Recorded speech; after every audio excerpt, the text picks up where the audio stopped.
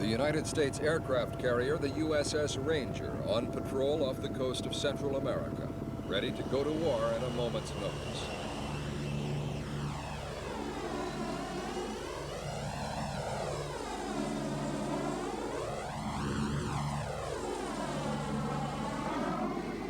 A special guest on board is President Magana of El Salvador. The Americans are assuring Magana's government and other conservative regimes in the area under threat from left-wing guerrillas that they can count on full United States support in their battles against the rebels.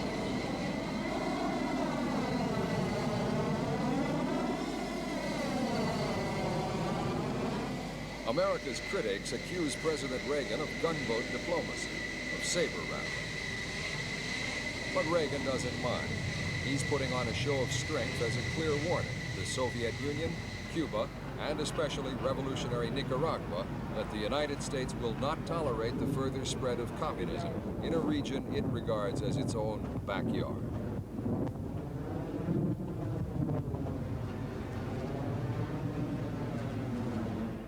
Are the American fears justified? The Russians will start work soon here in the Nicaraguan port of San Juan del Sur, building a dry dock to service the Soviet fishing fleet in the Pacific. But though Nicaragua's revolutionary junta leader, Daniel Ortega, is happy to receive aid from the Soviets, he maintains that the Sandinistas are neutral. Nicaragua and the Soviets have made renewed calls for regional peace talks, worried by President Reagan's aggressive policies in Central America. Soviet aid has so far been material, like these 150 jeeps, trucks, and oil tankers said to be for use in the construction industry.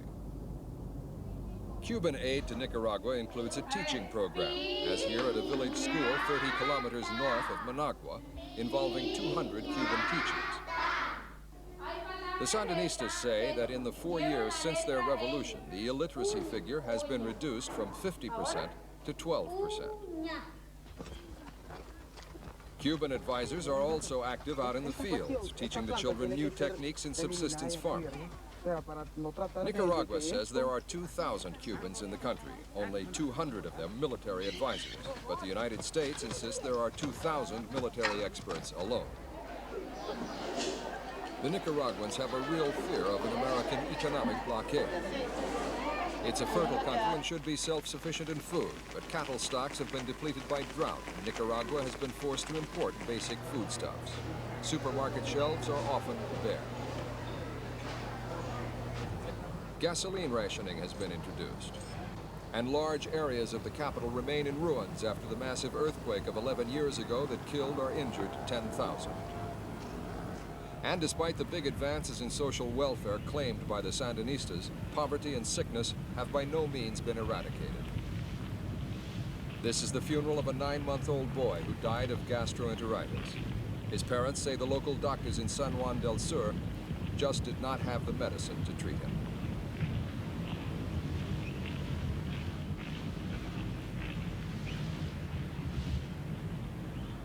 Another long-standing problem inherited by the Sandinistas concerns the Mosquito Indians.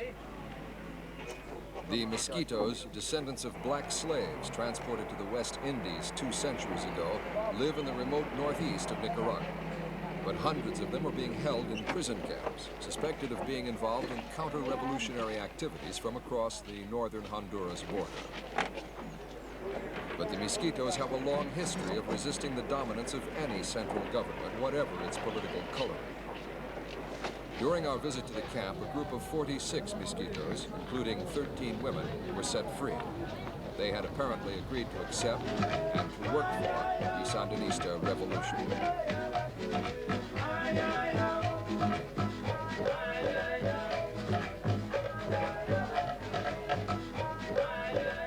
The release of each group of prisoners is a celebration shared by all the detainees. But these lucky ones will not be going back to their old homes.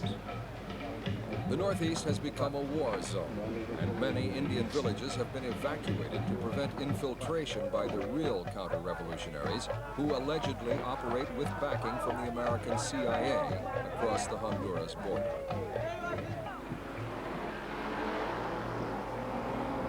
These Nicaraguan Army trucks are heading north towards the border to combat the growing threat from the counter-revolutionaries, the Contras. Nicaragua has built up its regular army to a strength of 25,000. They include men and women. These troops have been sent to the small town of San Fernando, 15 kilometers from the Honduran border. It was attacked with mortars and rockets 2 weeks before our visit. The main job of defending the northern area, though, is done by the local people's militias, villagers who live and work here. They number about 50,000, and the Sandinistas reportedly want to increase that total fourfold. The part-time militias do not have the training or discipline of regular troops, but they are enthusiastic and they know the terrain here very well. That's important in this kind of war.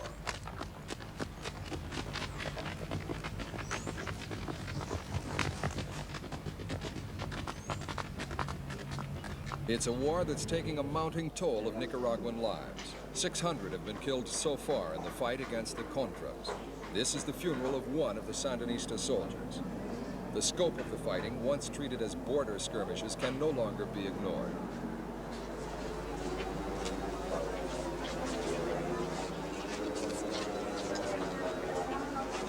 The left and the right refuse to give ground, and each is turning to outside powers for support.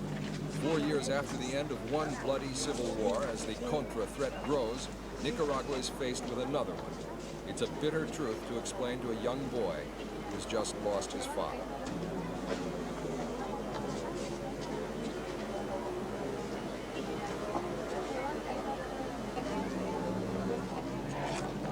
Funerals can turn into political demonstrations. The Sandinistas of the FLSN, the dominant political grouping, are still seeking to widen their power base. Because there are 10 other political parties active in Nicaragua, and elections are scheduled for 1985, if the security situation permits. Because of the fighting in northern border areas, relations between Nicaragua and Honduras have become steadily worse. A few years ago, traffic crossed the border both ways with a minimum of formalities. Then came Nicaragua's civil war and the rise of the Sandinistas, and allegations that Honduras is giving refuge and help to the former National Guardsman of Nicaragua's defeated and later assassinated President Somoza. With the increase in tension comes an increase in border controls.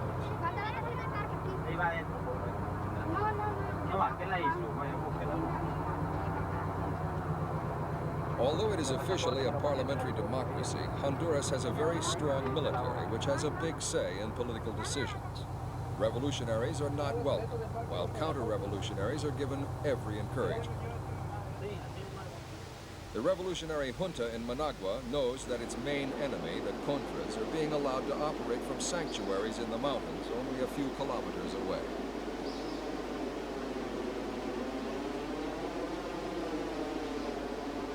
This is typical Central American country.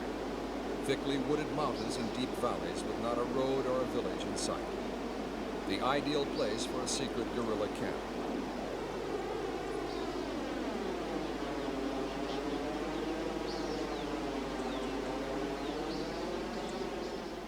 This is a Contra base, run by the FDN, the counter-revolutionary group that wants to overthrow the Sandinista-led government in Nicaragua. They allowed us to visit the camp on the undertaking that we would not reveal its location, not even to say on which side of the border it lies.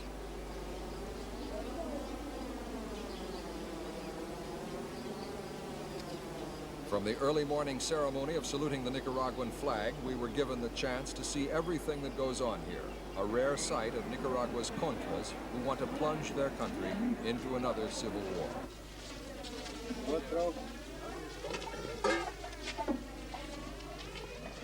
Only about 30% of the FDN forces are former professional soldiers of Somoza's National Guard. The rest are said to be peasants from northern Nicaragua who have become disillusioned with life under the Sandinistas. At home or in camp, though, the food is still the same: beans and rice, and just one meal per day. The only choice, you can have it in the morning or in the evening.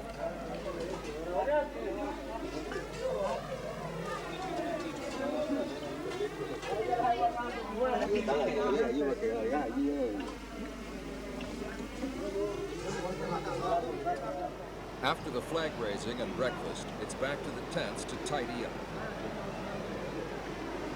The commanders insist on tidiness and cleanliness to help instill discipline into the new recruits. It also helps to prevent disease in the hot valleys and foothills.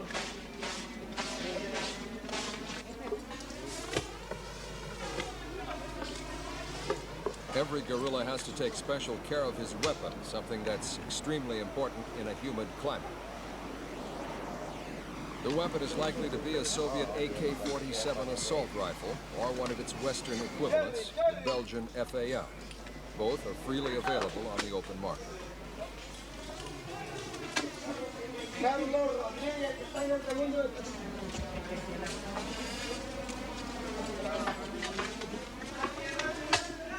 The uniforms were bought on the open market too. FDN quartermasters were sent on a shopping expedition to the United States, but found that genuine military uniforms were too expensive. So they turned to the big mail-order firm Sears Roebuck and asked what is the cheapest equivalent. They ended up buying hundreds of motor mechanics' overalls.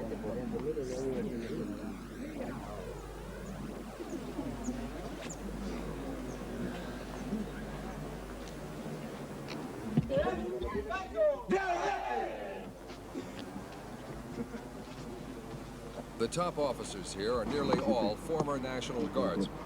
They showed little mercy to the guerrilla opposition a few years ago, while their protector, General Somoza, was in power. So they do not dare to go back to their old homes. If identified, they could expect a long prison sentence.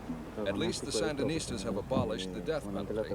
So they have chosen to take up arms rather than live a life of inactivity in exile.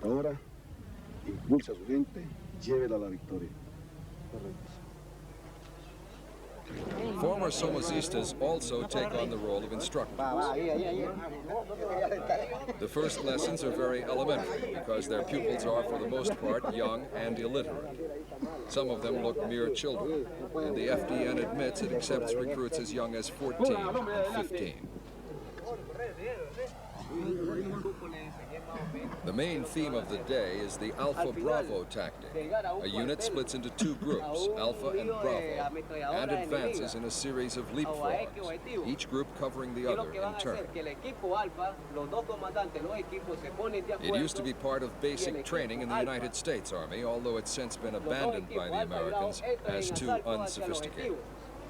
Cuando entra en asalto hacia el objetivo y supuestamente el enemigo está aniquilado, el equipo alfa se queda. Just how the Contras war is going is a question we put to the FDN Commander-in-Chief, Comandante Fierro. En grandes dimensiones. Nuestra tropa ha alcanzado un grado de entrenamiento y de experiencia. His men are getting more and more experience, he says, and are penetrating deeper into Nicaragua all the time. The military position is much better than last month, and everyone has been equipped with new arms. Hemos alcanzado un grado de entrenamiento superior y hemos reequipado nuestras fuerzas con armas que nos dan mayor capacidad de combate. Todavía hay acusaciones que ustedes no están logrando mucho de Nicaragua. ¿Qué es su respuesta? Bueno, que las noticias reports that the Contras are not operating inside Nicaragua are false, he says. They are lies concocted by the Sandinistas. Claims that the FDN is a stagnant force are just not true. Que nuestra guerra se ha estancado y que nuestra capacidad ha disminuido. Is the FDN training a new guerrilla army for a new war here? ¿Se están entrenando por una guerra nueva o continúan en el mismo? Bueno, esta es un refrescamiento para. For many of the men, it's a refresher course, says Fierro. Most of them have already been in a dozen different battles. They are now being trained to take the fight to the Sandinistas in a new phase of the war. Ha alcanzado el grado de 12 combates, 12 enfrentamientos, es una gran experiencia y ahora estamos acomodando las cargas en el camino para una nueva fase que vamos a emprender. Training for the next phase of the war, carrying the fight deeper into Nicaragua, means long hours of training in jungle patrols. This is how the real thing would be. A group of about 20 men moving along a jungle trail, all their senses alert.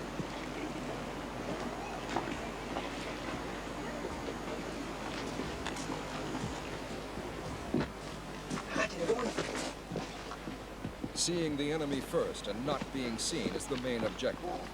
The Contras know they could run up against a Sandinista defense force numbering as many as 500. So if they fail to learn the lessons of patrolling, they could pay for their mistakes with their lives.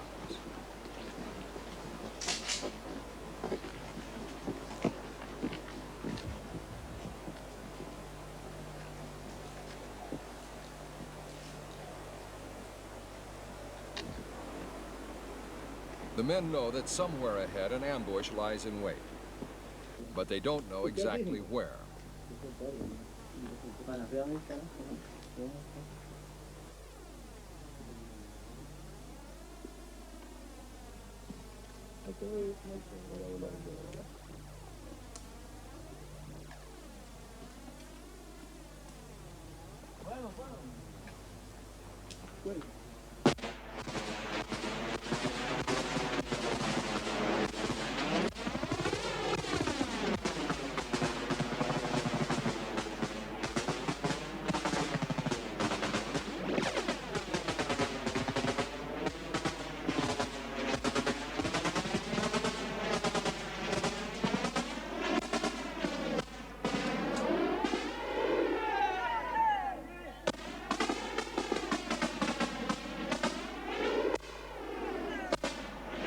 The bullets are real enough, but the rest is play acting.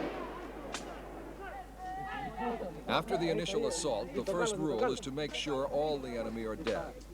Then the bodies can be searched for documents or valuables and the weapons taken. This is the brutal reality of guerrilla war.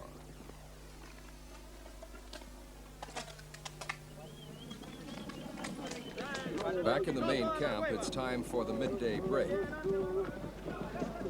It can hardly be called a lunch break because all the Contras get is 2 cigarettes and a piece of candy.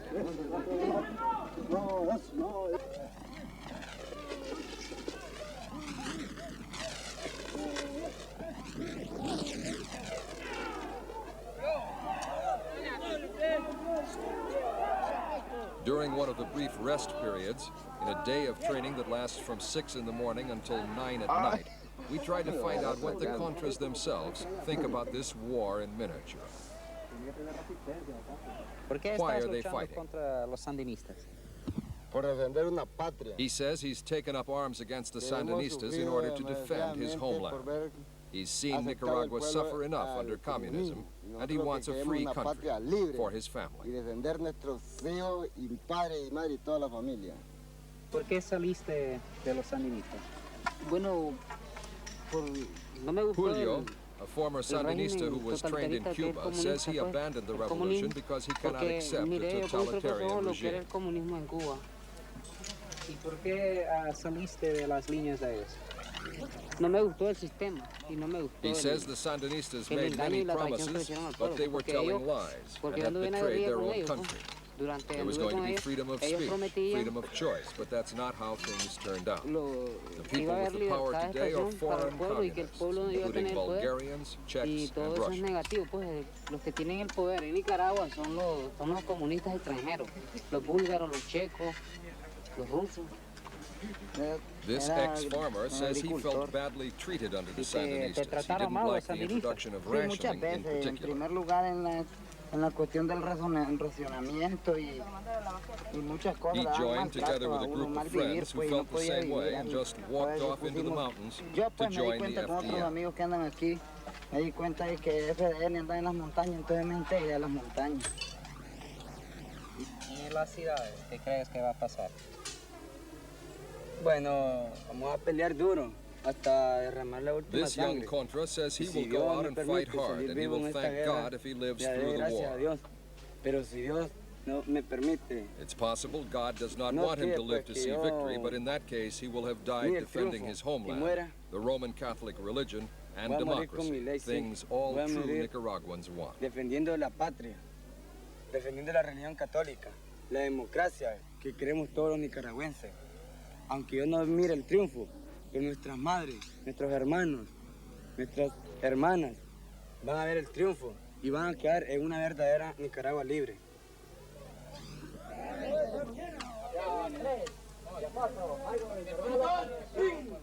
It's a curious mixture of a fighting force. Very young boys trained side by side with peasant girls. There are 2 women's units in the camp, and all undergo basic training. They could find themselves in a firefight during operations, though their main role is an auxiliary one, using the field radios to link active units with command headquarters and with each other. After learning the basics, the girls have to learn how to put a simple message into code. Y el botoncito amarillo, cuando se trabaja para hablar, tiene que presionar. Y al hablar se presiona. Después, cuando uno quiere escuchar. These are some of the more experienced FDN troops, undergoing final training for what we were assured was going to be a major operation in the very near future. The FDN High Command insisted that no details of their plans should be released in advance.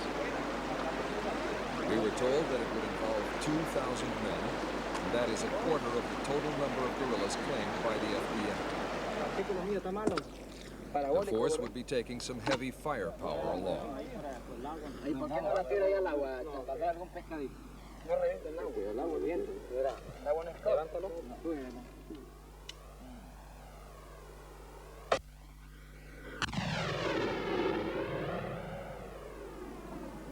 As one last show of strength and as a boost to their own morale, the Contras turned their guns onto the peaceful-looking river.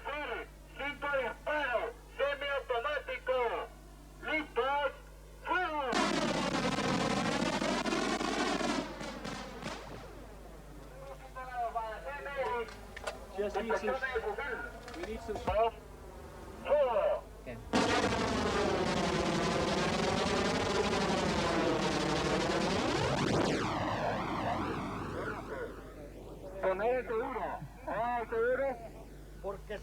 We also visited a second FDN camp where Edgar Chamorro, a member of one of Nicaragua's exiled wealthy families, has taken on the role of political leader with the organization.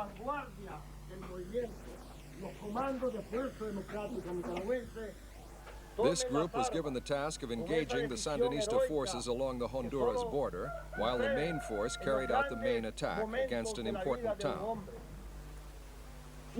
We can now say that the target was the provincial capital of Ocotal, a northern town with a population of 40,000.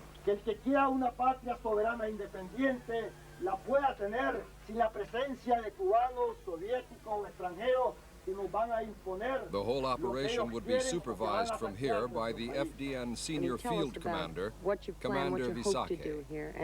He told us what the Contras were trying to achieve. We have been fighting the Sandinista for almost 2 years. We have been growing each day, each single day. So many people come to look for weapons to fight. From a little about 100, now we are 8,000, maybe 8,000.